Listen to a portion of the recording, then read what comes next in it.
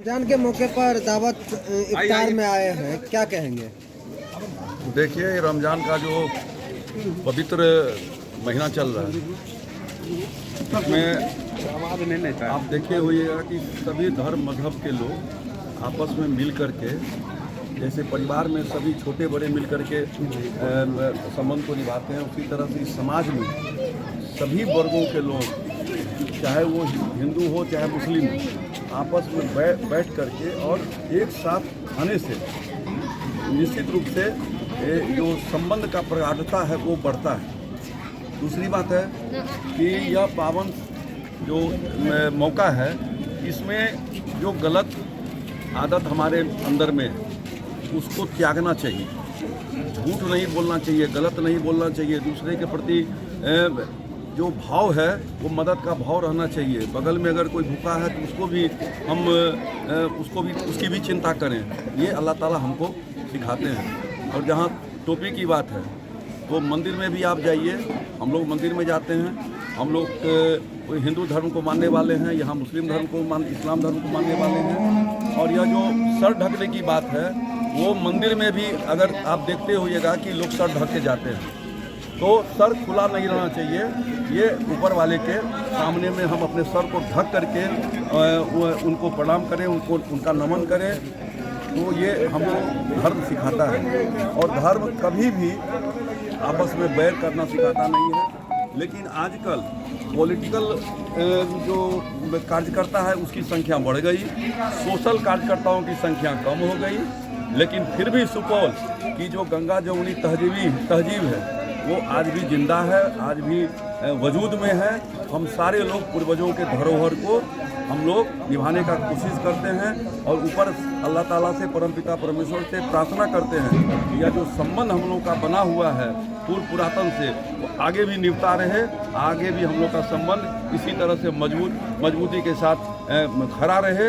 ये सुपौल सब जगह उदाहरण के रूप में प्रस्तुत होता है और आगे भी उदाहरण के रूप में प्रस्तुत हो, इसी कामना के साथ ऊपर अल्लाह ताला से सबके बेहतरी की कामना करते हैं। स्वस्थ रहें, सब प्रसन्न रहें और ऊपर अल्लाह ताला को मान करके, भगवान को मान करके सब इबादत करते रहें, पूजा करते रहें और सबको लेकर के चलें, समाज को लेकर के चलें। जो हम सुपौल में 25 लाख जो हमारी जनसंख्या है वो 25 लाख की चिंता हमको करनी चाहिए। एक परिवार की चिंता करके हम समाज की बेहतरी की बात नहीं कर सकते हैं। इसलिए समाज में सबको साथ मिल करके चलने की एक बात होनी चाहिए।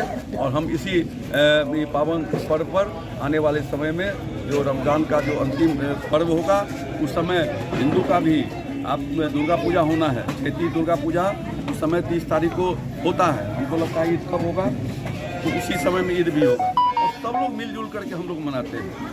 दुर्गा पूजा में आप देखिएगा कि सभी यहाँ पर शरबत की व्यवस्था होती है और सब लोग मिल करके, और दुर्गा पूजा में सब भसोन के अंदर में जाते हैं। ये सुपौल छोड़ करके कहीं दूसरे जगह नहीं मिलता। होली भी खेलते हैं, रंग भी खेलते हैं, हम लोग रमज़ान भी मनाते हैं, ईद भी मनाते हैं, बकरीद भी मनाते हैं। और सभी धर्म मजहब को लेकर के हम लोग चलने वाले इंसान हैं। सब परमपिता एक है, अल्लाह ताला भी एक है, परमपिता परमेश्वर भी एक है। वो सबको अच्छी बात बोलते हैं कि समाज में रहो, अच्छे से रहो, अपने गंदी आदत को छोड़ दो और जो अच्छी आदत है उसको अपना करके आप चलो। ये हमको आज इस पर्व के त्यौहार पर हम सबको यही बात कहना चाहते हैं कि अंदर में जो बुराइयां हैं उसको आप निश्चित रूप से त्याग दीजिए, दूसरे के प्रति अच्छा भाव रखिए, प्रेम संबंध बना के चलिए। यही आज हमारा सबसे, और मैं आज जो मैं यहाँ आया हूँ, निश्चित तौर पर हमको पूरे समाज के लोगों ने आज बुलाने का काम किया है। मेरी इच्छा रहती है, उस दिन भी आप गौर करिएगा, जिस दिन होली था, मैं एक सामाजिक कार्यकर्ता के नाते अपने मस्जिद पर 4 घंटा में बैठा हुआ रह गया और होली का भी पर्व ख़त्म हुआ और नमाज भी जो जुमे का नमाज होता है वो भी संपन्न हुआ और वो लोग घर गए, हम भी फिर उसके बाद वापस होली खेलने के बाद घर आए। ये एक सामाजिक जो दायित्व होता है उसका निर्वहन हम सबको मिल करके करना चाहिए और हम सब लोग कर रहे हैं। आप सब लोगों को बहुत बहुत, पत्रकार बंधुओं को भी बहुत ढेर सारी शुभकामना, बधाई और शुभाशीष है। ऊपर अल्लाह ताला सबको बेहतरी दे, सबको ऊपर से